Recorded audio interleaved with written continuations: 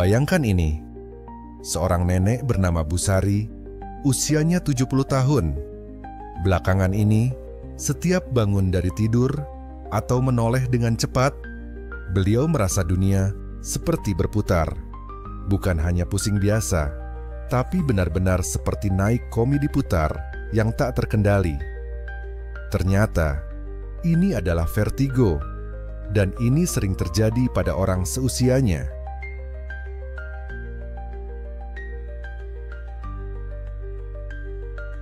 Vertigo pada lansia itu bukan sekadar keluhan ringan. Sensasinya bisa sangat mengganggu, bahkan berisiko menyebabkan jatuh, yang berbahaya sekali bagi orang tua. Tapi, kenapa bisa terjadi? Nah, tubuh kita punya sistem keseimbangan di telinga dalam, namanya sistem vestibular.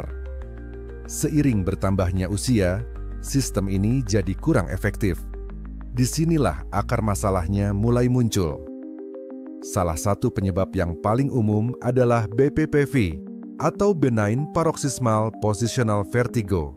Bayangkan, di dalam telinga kita ada kristal kecil yang berpindah tempat ke saluran yang salah, menyebabkan sensasi berputar saat kita menggerakkan kepala. Tapi BPPV bukan satu-satunya penyebab.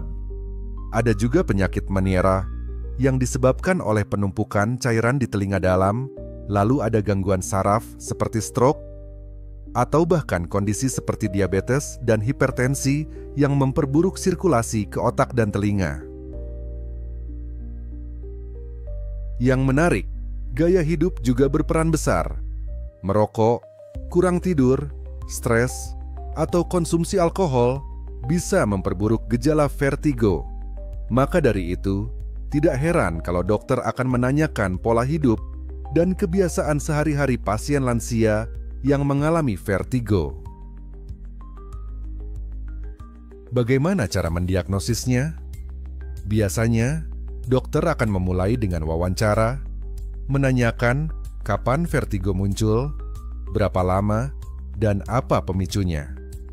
Lalu, dilakukan tes fisik seperti Dix-Hall-Pig, yaitu tes di mana kepala digerakkan untuk memicu gejala vertigo. Kalau gejalanya lebih serius, bisa dilanjutkan dengan MRI atau CT scan untuk memastikan tidak ada gangguan saraf atau tumor. Sekarang, mari kita bicara tentang penanganannya. Kabar baiknya, banyak kasus vertigo bisa diatasi tanpa obat. Untuk BPPV, misalnya, ada teknik sederhana bernama Epley Maneuver. Ini semacam gerakan kepala berurutan yang bisa mengembalikan kristal ke tempat semula. Banyak lansia yang merasa jauh lebih baik setelah melakukannya.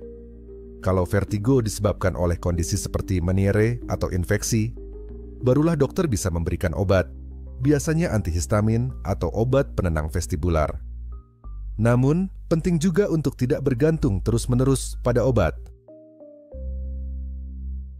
Kemudian, ada terapi vestibular, semacam latihan fisik yang melatih tubuh untuk menyesuaikan diri dan mengurangi gejala vertigo.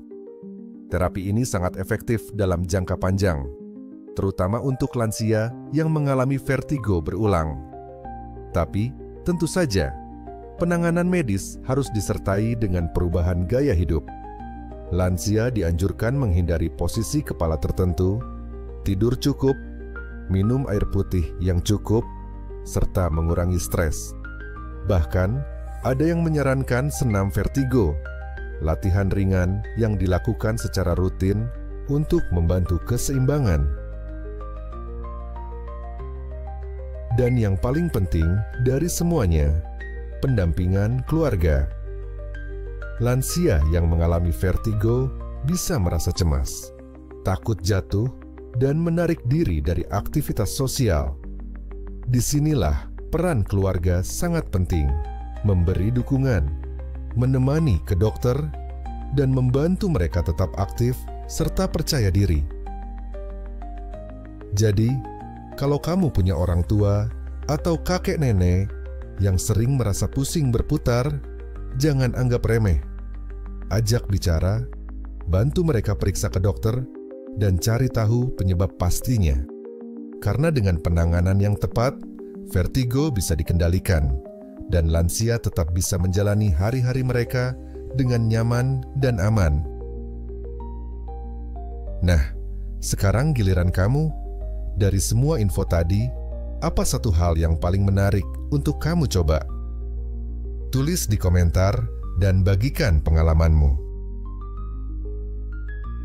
Jangan lupa like, share, dan subscribe kalau kamu suka dengan konten ini. Karena dengan dukunganmu, kita bisa terus berbagi informasi kesehatan yang bisa membuat perbedaan nyata dalam hidup banyak orang.